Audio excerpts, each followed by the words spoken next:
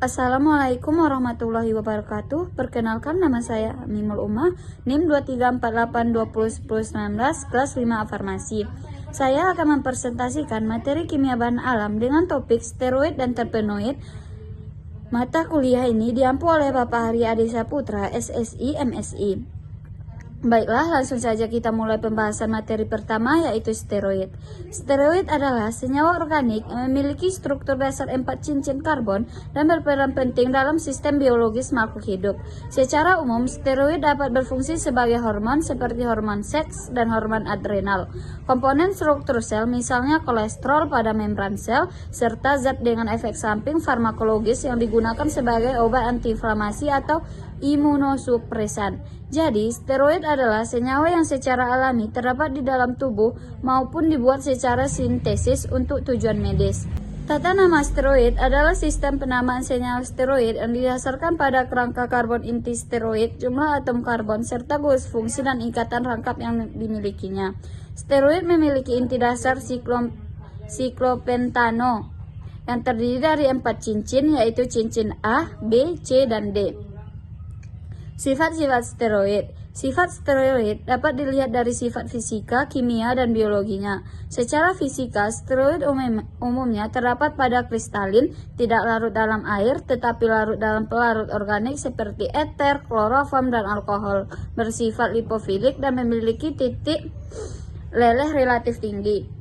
Secara kimia, steroid memiliki kerangka yang stabil, dapat mengalami reaksi pada gugus fungsi, dapat mengalami esterifikasi, dan relatif tahan terhadap oksidasi ringan.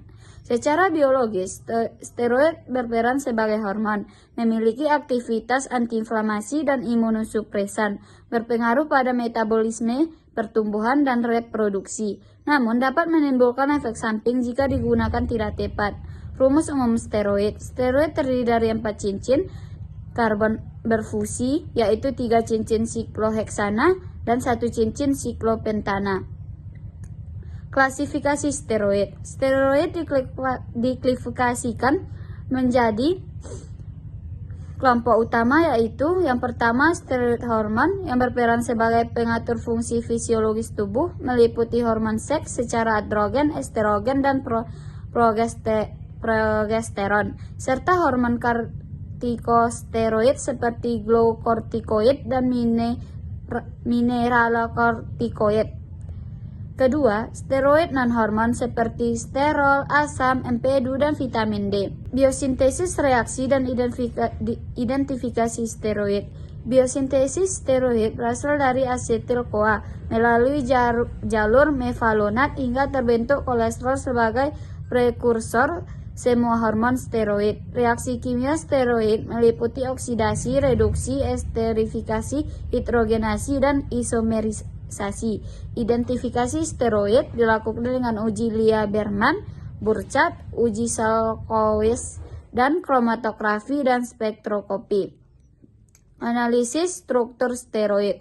Steroid dianalisis melalui uji warna, kromatografi KLT, serta spektroskopi IR, UV, dan NMR untuk menentukan gugus fungsi dan struktur molekulnya. Selanjutnya, materi yang kedua, yaitu terpenoid. Terpenoid adalah senyawa alami yang tersusun dari satuan isoprena dan banyak ditemukan pada tumbuhan. Senyawa ini termasuk minyak atsiri, resin, dan karotenoid.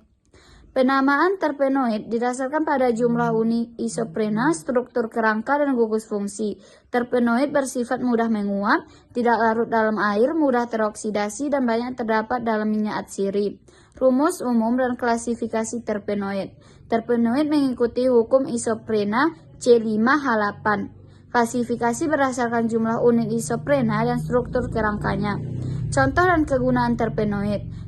Contoh terpenoid antara lain limonene, metol, citral, artemisin, dan ginkolidie. Kegunaannya meliputi aroma dan flooring, bahan parfum dan kosmetik, serta obat-obatan. Biosintesis, reaksi, dan identifikasi terpenoid. Biosintesis terpenoid terjadi melalui jalur mevalonat dan jalur MEP. Identifikasi dilakukan dengan uji warna, kromatografi, dan spektroskopi. Isolasi analisis dan struktur terpenoid. Isolasi terpenoid dilakukan dengan distilasi uap atau ekstraksi pelarut. Analisis struktur menggunakan IR, NMR, MS, GC-MS, dan KLT. Demikian presentasi yang mengenai steroid dan terpenoid. Terima kasih. Assalamualaikum warahmatullahi wabarakatuh.